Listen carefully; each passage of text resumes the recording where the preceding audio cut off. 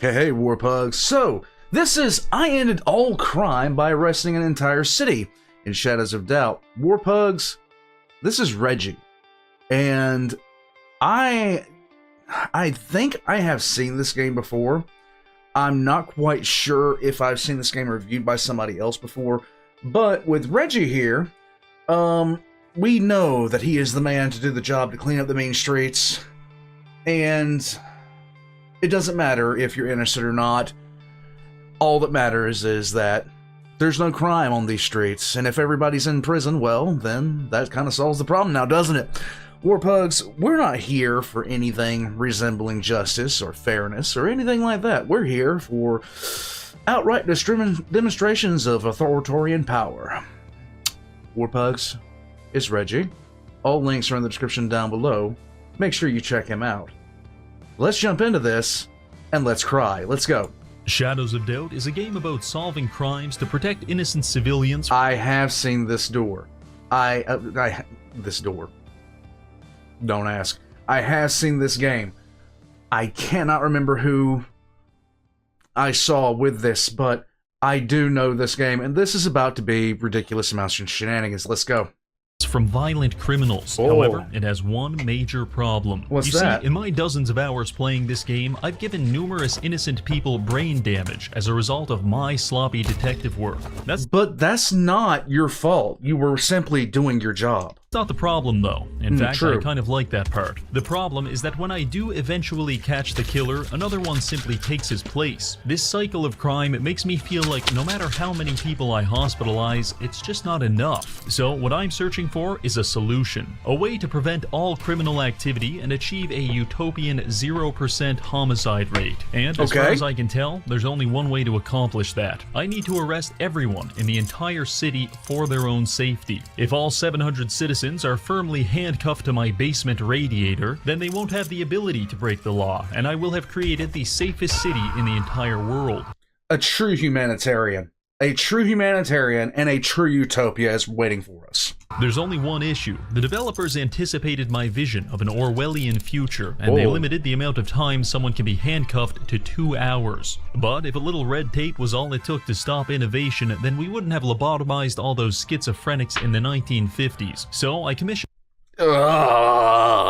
a mod that allows me to change this time limit from 2 hours to 20,000 hours, meaning that we can now detain the population indefinitely. Can I successfully create the perfect society, or will the corrupt and insidious police department try to stop me yet again? There's only one way to tell. But first, a word from our sponsor. Let's go. Have you ever wanted to explore Chernobyl's nuclear exclusion zone? Maybe No. breathe in a few hundred sieverts of radiation while getting beaten to death by savage mutants? That was theoretical. I already know you do. Which is good, because the sponsor of today's video is StallCraft X, an open-world multiplayer survival FPS, and it's completely free. StallCraft X has recently added some new features, and I'm going to tell you about them whether you like it or not. For example, the game has a whole new storyline where you work with local factions to defend the Northern Territories from a new global threat. But if you prefer the sadistic pleasure of PvP, you can also participate in faction wars with your clan. Other than that, the game also has an upgraded loot system to allow for more viable scavenger playstyles, and you can even construct and customize your own personal shelter. Check out mine, pretty nice. Also, I can't forget, the graphics engine received a major overhaul. Now the game is practically indistinguishable from real life. Finally, StallCraft X is doing its part to contribute to the AI singularity, because they've upgraded their AI substantially, and I for one welcome our new robot overlords. Well, that about covers it. Try StallCraft X for free on PC, and if you follow my link in the pinned comment and enter code Reggie2024, you'll get all these starting supplies, including a pistol, a knife, and the souls of my enemies. Thank you, StallCraft X. Now, back to the video. Let's go. The first thing we need to do is generate a city. I did this about a dozen times to try and find a seed with the large...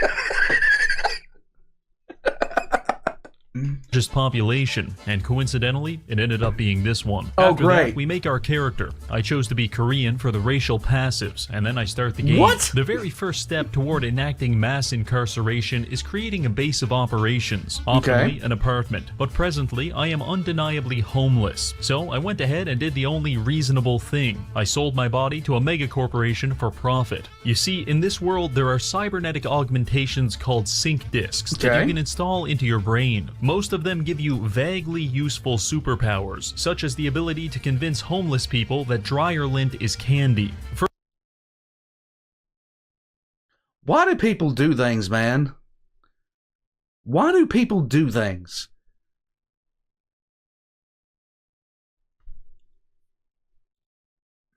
People are... I just... Every single time I'm sitting there thinking, you know, why aren't we exploring the solar system right now? Some shit like this pops up, and I just get sad about everything.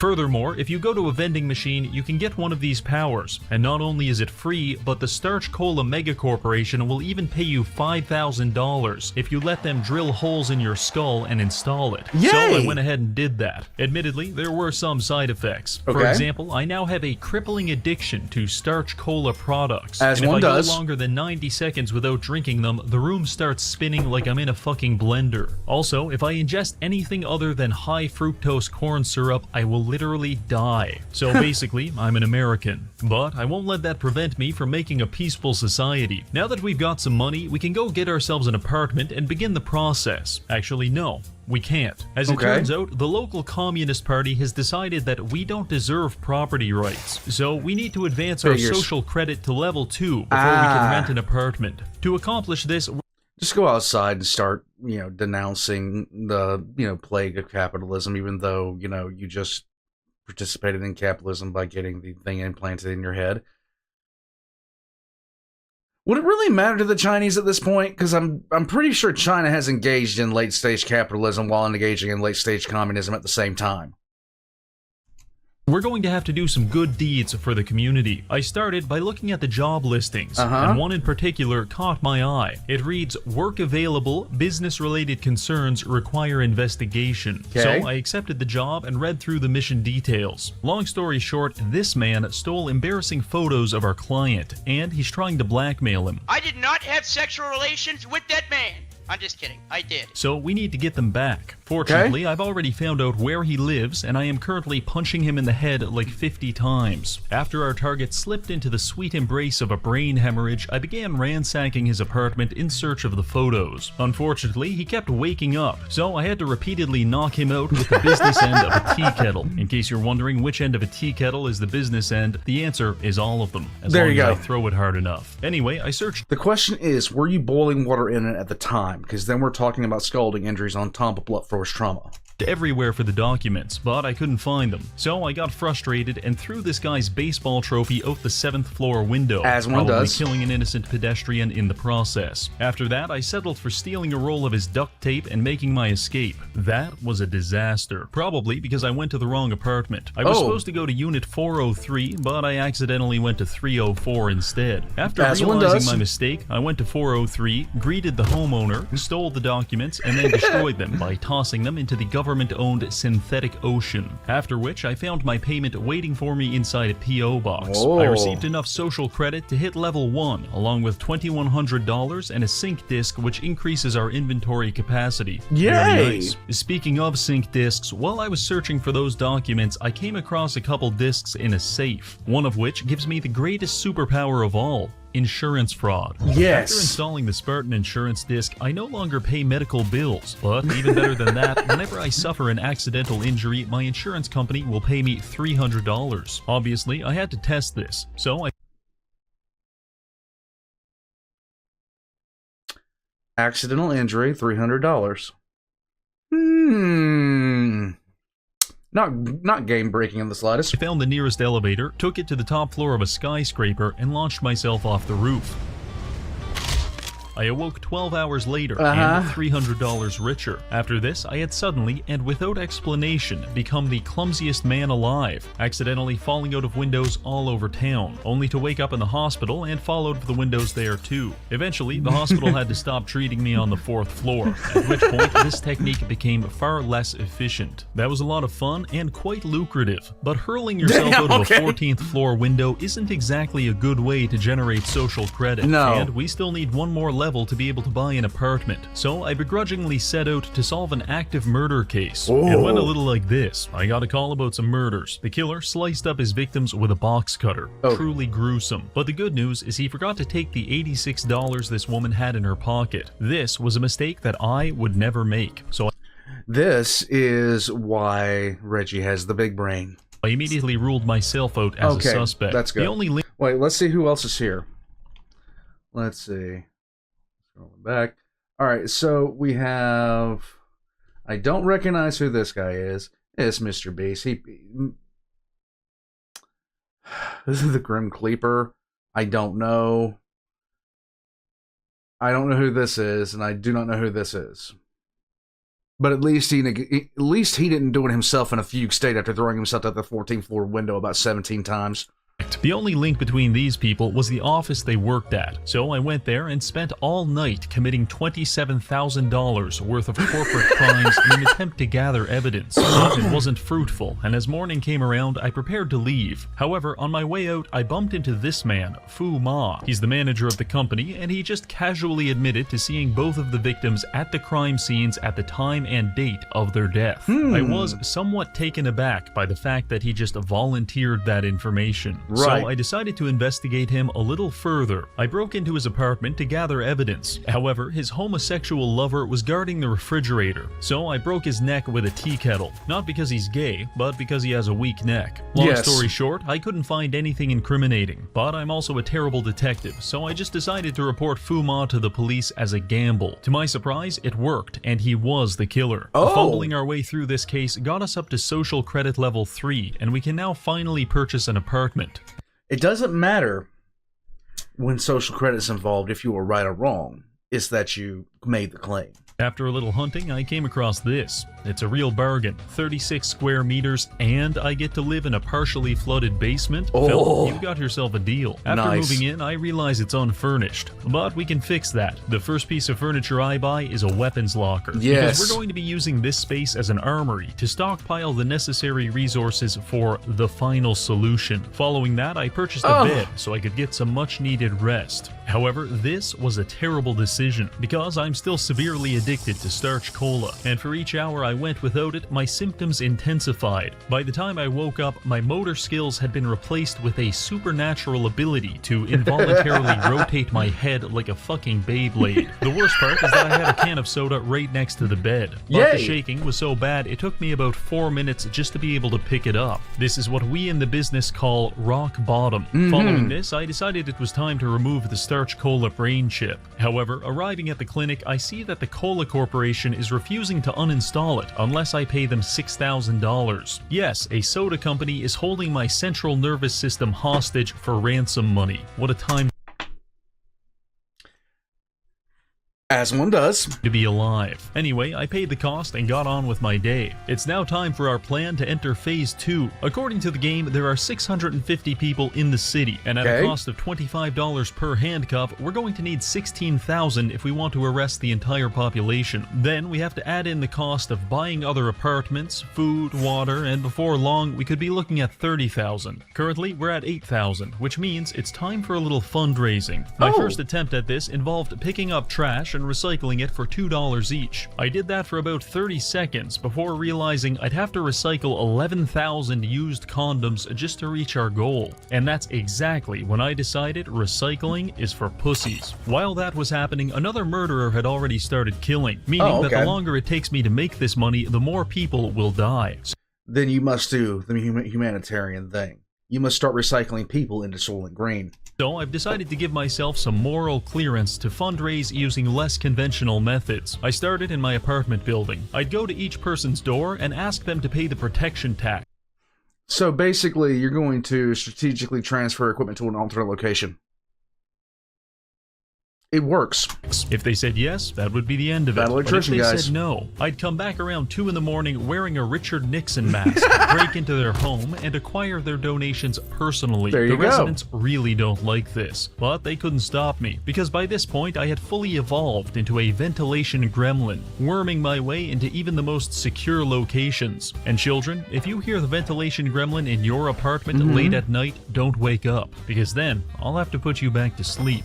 From there, I simply take the loot to the nearest pawn shop. I like this place because they'll buy almost anything, and they never ask me why the items are covered in human blood. The bad news, though, is that the people in my They must have a sandblaster in the back. It's good. apartment building are just as poor as me, and they don't have many valuables, meaning that I spent all night stealing a coffee mug, 2 pencil sharpeners, a baseball, and a wedding ring for a grand total of like $400. This was terribly disappointing. Yes. However, in better news, I found out that I could distract the store clerk by throwing coins across the room, and when they go to pick them up, I can jump the counter and steal their entire inventory before selling it back to them. There that you was go. fun, but I think it's time to refine my strategy and pivot to a more affluent demographic. Peasants like you and me live in the basement of rundown apartment buildings. Normal people live on floors 2 to 10, but the truly wealthy in our society live at the top of skyscrapers in an area called the Echelon Zone. You can Yes. tell they're really wealthy because they have an entire purple force field to remind us that we do not belong. But Also, the floor is lava. everyone needs air conditioning, and if you've got vents, you better believe I'm actively crawling my way toward you. So I started breaking into rich people's homes and collecting some overdue taxes. This made a pretty big difference, because it's not uncommon to find several diamonds in a single apartment. The downside to this was that some people are so rich they don't even have jobs, which means they're home all day. And since I'm trying not to be violent, this resulted in me spending a lot of time hiding from them in unusual places. Okay. One time, I spent all night in a kitchen cupboard, and I have to say, being stuffed in a pantry and forced to listen to a married couple arguing about groceries for 8 hours does something to a man. In my case, it made me reconsider my no violence policy. From this point onward, I felt morally correct using human blood to lubricate the wheels of justice. And I know Yes. it looks bad, but this entire process is non-lethal. Well, You're hitting people with a hammer. I got a feeling that's going to create some difficulties down the line for them, emotionally and physically. But, you know, we're looking for social credit, so we don't care. Well, except for this guy. I hit him too hard with a frying pan, and he's dead. This Oh, made that me sucks. realize that crushing people's skulls with cast iron pans was too unpredictable. So I ran to the nearest pawn shop and purchased myself a cavalry saber. Really, they should call it a time saver, because once I started using this bad boy, I was able to speedrun entire apartments in 20 seconds tops. Speaking of which, I was in the middle of looting this guy's house when I cracked his safe and found a very interesting sync disk. It's called the Ambassador Scheme. If I slot it in, it gives me the ability to install keyloggers on people's computers. And the best part, it pays as much as $140 per computer. This got me thinking, Okay. where in the city would have the highest density of PCs? Obviously, it's the office buildings. And so began my war on corporate America. But if I'm going to take on an entire office, I'm going to need to be well supplied. So Okay. I found my target, picked up 8 pairs of handcuffs, pulled out my sword, and then spent a few minutes hyping myself up in the reception area. Then I just went for it. My technique was to speedrun the entire workplace, knocking everyone out before they could pull the alarm. Following this, I break into the fuse box and disable the cameras before handcuffing everyone for their own safety. Of What am I course, protecting as them one from? does. Myself. Yes. Because sometimes I run out of handcuffs, at which point I am forced to cull the herd. Following this, I loot every desk and vault for valuables. After that, I install Chinese bloatware on the PCs and make my escape. This was a pretty good system, and I was making a lot of money. There but you I go. did run into some problems. What's because that? other offices started hearing about my crusade, and they didn't like it. Sometimes I'd pass office workers in the hallway, and they'd recognize me as that domestic terrorist guy. At which point, they'd form a violent mob and chase me out of the building. They think they're stopping me, but No. fury will be met with fury. So for my own protection, I had to start carrying flashbang grenades just in case I got mobbed. And you know, This is how I feel anytime I go into a major city, especially the one nearest by me at night. Like, I gotta tell you, I've been in a bunch of major metropolitans. I've never felt uncomfortable, but being near, being in Charleston, West Virginia is just about a nerve-wracking experience tonight because you don't have to ask the question if the meth heads are watching you. It's, are there more than 10 watching you at this very moment? You know what the real cost of that is? No, it's not the $85. It's the fact that I now have one less handcuff in my inventory. That's sad. After that, it was smooth sailing. I even wound up in a hostage situation where I got pinned down in the manager's office with 2 captives. The security turret wants to shoot me, but it can't. So instead, it settled for absolutely massacring the manager and his secretary. Anyway, this corporate war lasted about 4 days, and I crippled a lot of legitimate businesses in the process. But by the end of it, I had finally accumulated $17,000. Now, it's time for us to stock up on some handcuffs. Yes. I made my way back to the apartment and began the long and arduous process of buying 650 handcuffs and placing them in a pile in my bedroom. It started small, but over time our mound of cuffs grew into a mighty mountain, a symbol of justice for the entire city. I call him Ryan. Sometimes Ryan.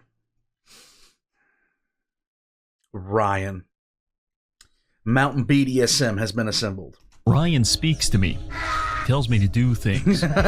Terrible things. Whoa. Arrest women and children. Finally, someone who understands me. Let's get to work, Ryan. Let's go. If we're going to arrest everyone in the city, we may as well start with our own apartment building. Currently, we have the basement all to ourselves, but there's 9 other floors that we'll need to secure. And so it began. I started my takeover by unscrewing all the light bulbs in the entire building. Then, in the confusion, I picked up a fire extinguisher and started knocking on some doors. If you answered, you probably wouldn't remember, because the first thing I did was bounce this extinguisher off your head and handcuff your unconscious body. Then I'd rifle through your personal documents to determine how many people live at this address. Occasionally I'd miss someone because they were working the night shift. But when they came home the next morning, they'd find me sitting in their living room waiting for them with a heavily dented fire extinguisher. This was a pretty small building, so it only took me around an hour to secure all of the inhabitants. There you go. Meaning that this entire apartment complex is now under our protection. And safe and gangland secure. culture clearly asserts that demarcating your territory through violence is a necessity. So I went out on the streets and started savagely attacking anyone that walked in front of my block. I also experimented with using roadside bombs to achieve a similar effect. There But you I blew go. myself up like 5 times in a row.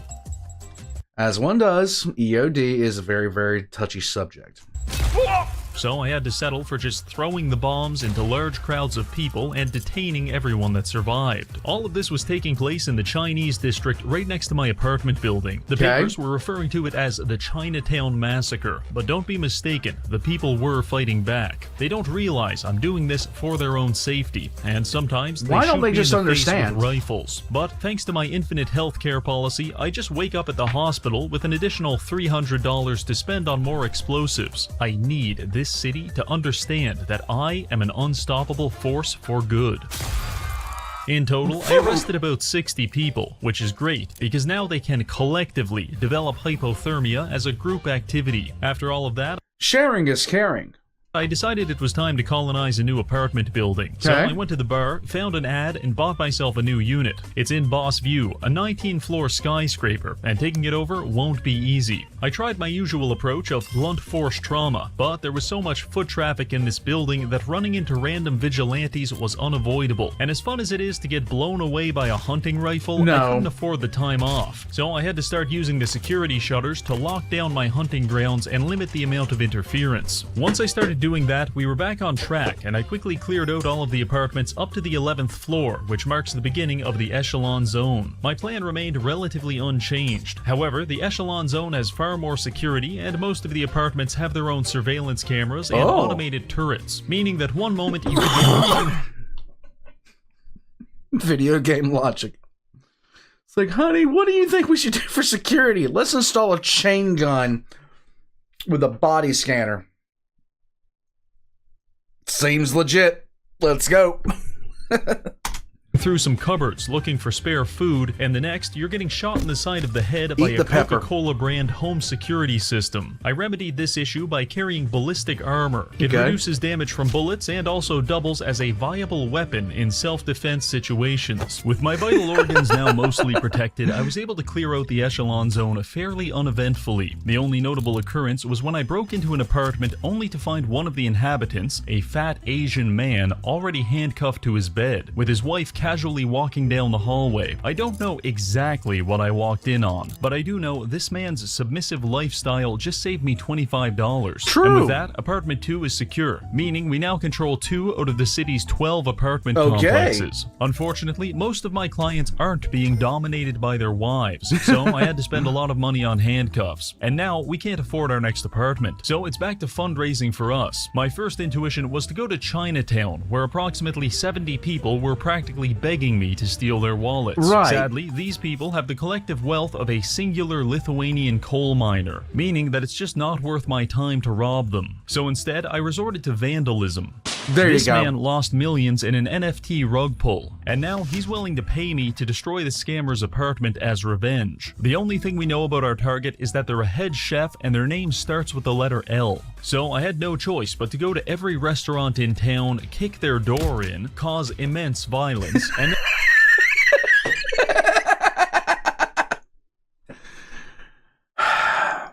One has to do what one has to do in order to bring justice to the world. then pensively review their employee board for a chef whose name starts with the letter L. At first, I felt kind of bad about all of this, No, but you eventually didn't. I assumed a persona. I started calling myself the health inspector, Oh. and it made me feel a lot better when I was smashing a sous chef's head off the countertop to try and extract information from him.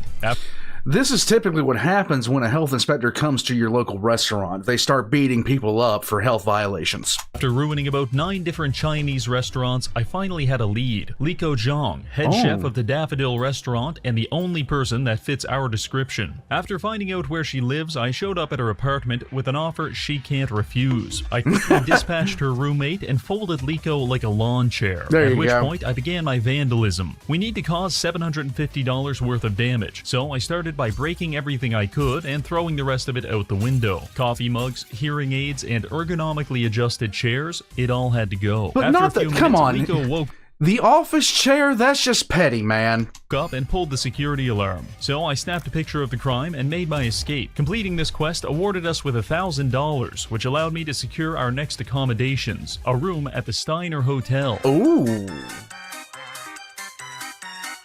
Now we're getting somewhere. I cleared about half of the hotel, and I'll be honest, it was very easy. So I decided to find a bottle of vodka and drink it until I couldn't stand up straight. As one does. This complicated my mission significantly. All I remember from that point on was going to the roof and spinning uncontrollably, before stumbling my way into the kitchen, where I spent 17 minutes trying to arrest a line cook who was doing an excellent job at ignoring me. Then at one point I'm pretty sure I fell down an elevator shaft. I don't know if there's a lesson to be learned from all of that, but I do know that any day now my insurance company is going to have to file for bankruptcy. Anyway, on to the next building. I secured us a room in Caldwell View, an Okay. 18-story apartment complex. I won't lie, I kind of enjoyed the challenge of arresting dozens of people while pissing my pants, so I adopted a challenge for this building as well. Okay. Instead of using my katana, I'm only allowed to pacify my clients with the random items I find inside of their apartments. This seems The desk fan is a deadly weapon. seemingly mundane rule altered the challenge significantly, because now the safest way to arrest people is to wait until they fall asleep, at which point you can shatter a ceramic vase over their head and handcuff them to the bed frame. There But you that go. takes a lot of time, and I prefer the thrill of the chase, so I typically knock on a door, wait for the resident to open it, then I rush inside, which gives us exactly 10 seconds to find a weapon before the homeowner starts stabbing me to death with a dinner knife. Do this enough and you will develop an extensive mental spreadsheet of which items can and cannot give someone brain damage. 50 concussions and countless stab wounds later, we had finally arrested the entire population of the building. Good. Also, I think it's worth mentioning that there have been no murders for the past 3 days, which means one of two things. Either A, we got lucky and already arrested the murderer, or B, we arrested the murderer's next victim, and he has been patiently waiting for them in their apartment all week. Meanwhile, they're probably drinking from a puddle in the middle of Chinatown. It's People dismiss rainwater as a viable source of hydration. unlikely, but I can't take that risk. So we're moving on to the next target. Okay. The Big 7. 7 Ooh. huge residential buildings absolutely full of potential murderers. Clearing this out is going to take forever, and forcing 400 people into a vegetative state isn't nearly as exciting as it sounds. So in the interest of time, I offer to you a montage. Okay? I'm a human and I'm coming.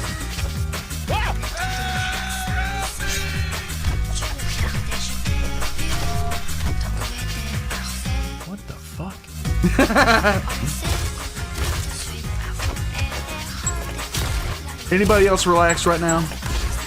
Yes. That's bad. I know all of that looked pretty bad, but I want to convince you that I am the real victim here. You because are. That took over 10 hours, and it caused me to develop an addiction to drinking perfume and overdosing on insulin as a coping mechanism. Regardless, it's finally over. Now we can move on to the next stage in our war on crime, which is disabling the economy. I estimate that I've arrested about 90% of the city's population. Okay. However, I believe another 5% may be holed out at various restaurants and factories around town. They're trying to it's time hide. for the health inspector to shut them down permanently. No one can hide from justice. Fortunately, I've already got a bit of work done in this regard. For example, earlier in the game, I entered some kind of a fugue state and arrested 27 people in the Velvet Street Burger Shack. I Okay. legitimately do not remember doing this. Also, this diner in Chinatown has a literal conga line of people leading all the way to the payphone, because they kept trying to call the cops on me. But now, things are much quieter. I spent a few hours visiting every shop in town. Occasionally, I'd stumble upon a small pocket of resistance fighters which I would immediately secure, but most of the time it was a complete ghost town. We are rapidly approaching 100% utopia, Yes. but one faction of rebels has managed to evade me so far, a breed of human which has dedicated its entire existence to antisocial behavior. They do not need to work, and they don't even have an apartment. They are Neats. the homeless. Oh. Since they don't have a fixed address, it's quite difficult to track them down. Okay. They'll spend their nights sleeping anywhere, inside of lobster traps or washing machines. Nowhere is off limits to them. So to find them, I've enlisted the help of a willing volunteer. I microchipped this homeless man's testicles, and when he wakes up, I'm going to be able to track his movements throughout town. Hopefully, he'll lead us right to his friends. I tried this out, and after following him through several alleys covered in human waste, he finally took me to the homeless headquarters. It's a Oh. dangerous place with no laws. In fact, you can get a syringe full of feces for as little as $25. But that's not why I'm here. I'm here to save the world. Yes. I started by detaining as many vagrants as I could. They decided to thank me by pummeling me with a baseball bat. I have to say, beating and arresting the homeless for 2 hours is a lot of work, and it's given me a newfound respect for the police. After taking Oh, that clip. That clip. That guy, I hope he got paid. I hope that guy got paid, because my God. Ugh. down the 2 largest homeless camps, I estimate that there are about 10 people we haven't got yet, and there's only one place they could be hiding out: City Hall. But what about the hospital? You need to leave at least one nurse and one doctor available just in case you get hurt. And the insurance company to process your City claim. Hall is a multi-story government building which houses a clerical staff, the entire hospital, and Oh, most there we go. dangerous of all, the police department. Capturing this could prove to be our greatest challenge yet, so I spared no expense. Bulletproof vests, frag grenades, flashbangs, and of course, handcuffs. There we I was go. prepared to liberate this city from its own violence, or die trying. So I marched down to City Hall, kicked in the door, and realized that the entire building was being protected by a single man. Slightly disappointing. However, I'm not one to waste a good grenade, so I flashbanged him until he stopped moving. There With you his go. arrest, we are now in the end game. Theoretically, everyone in the entire city has been arrested, including the murderer. But maybe that's exactly what they want us to think. Maybe the criminal is still out there, evading capture by eating out of dumpsters and sleeping in ventilation ducts. I can't take that risk, so I'm going to arrest the very city itself. That's Oh. right, we're putting this place under lockdown. I went to the weapons locker and purchased about 100 Bloodhound tracking chips. We can place these on the walls as a sort of laser tripwire. If anyone walks past them, it will send me a notification telling the location and build of the offending person. There So you I took go. a few hours and distributed these to every intersection, apartment building, and public toilet across the city. If a single ass is shitting in this town, we're gonna know about it. Then, to complement this tactic, I went to the sink clinic and installed the stability upgrade. This one removes fall damage, which means I can now perch myself on the roof of an 18-story building and watch over the entire city. Then, if I detect any movement whatsoever, I deploy myself from the rooftop like an orbital drop pod, smashing into the ground at 36,000 meters per second before immediately dropping to all fours and pursuing my target. The rush of endorphins I receive from chasing an elderly woman down an alleyway is most closely comparable to a generous dose of Chinese heroin. Anyway,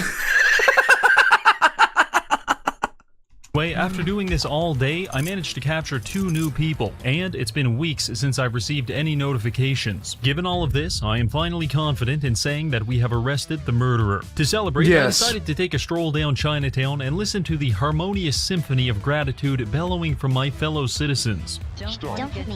Where am I? What happened? Please don't hit me. Ah, music to my ears. You see, all my hard work has turned me into something of a celebrity around town. And everywhere I go, people ask me questions like, who are you? And please don't hurt me. Honestly, I never know the answer. But I do know there's still one thing that's bothering me. What's that? The problem is that when I do eventually catch the killer, another one simply takes his place. If it's true that arresting a serial killer just causes another one to take his place, then over time, every single person, every man, woman, and child will become a murderer. That's right, they're all bloodthirsty killers just waiting to be passed the baton in this sick relay race we call life. So I'm going ahead and putting all of them on trial for thought crimes against the state. And since I've already arrested all government employees, I have no choice but to serve as a judge, jury, and executioner. You must do this. You must do this for the sake of all humanity. Citizens of fascist Germany, I hereby find you guilty of the conspiracy to commit murder. Your punishment is death.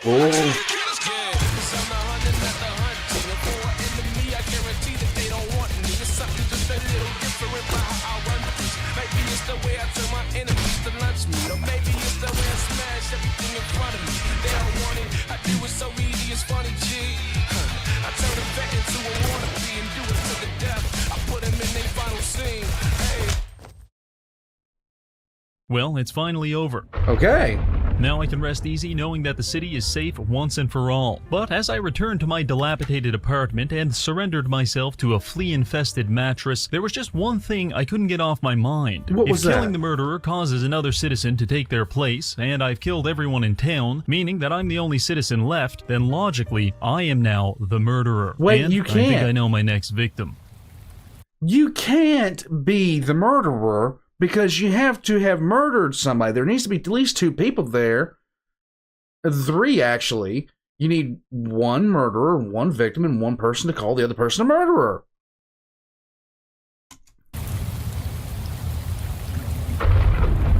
Don't! The logic is flawed!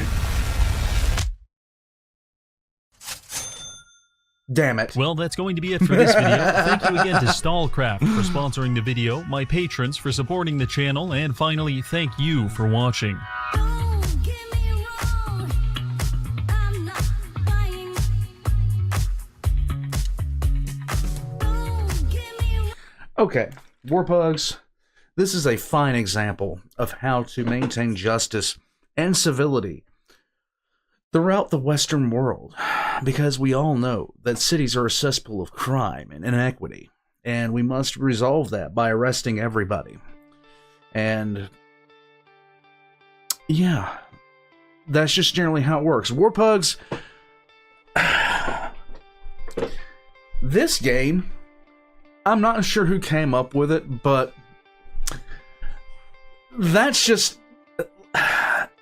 I don't even know what to say about this. There's so much weirdness involved in a game like this. And the funny part about it is, what Reggie is doing here is actually very, very game-breaking, but it works so well. We need people like Reggie to show us all the ways these games can be busted. Spiffing Brett, people like that, Grim Cleaper, just to show us the stupid things you can get away with, because nobody, when they put together this game, I don't think they ever assumed somebody would go around arresting literally the entire population. But that's what you do. That's what you... when you need something to do. When you must follow along. When you must do what... I'm an idiot. Warpugs, don't worry about me. My brain is shot. I've watched too many people get concussions. I guess I have sympathetic CBT. I'm out. Warpugs. Check the links in the description below for all of Reggie's links. Check them for mine as well. Join the channel as a member of Patreon for early access. And check the merch store. I'm going to head out from here. I'll catch you guys next time.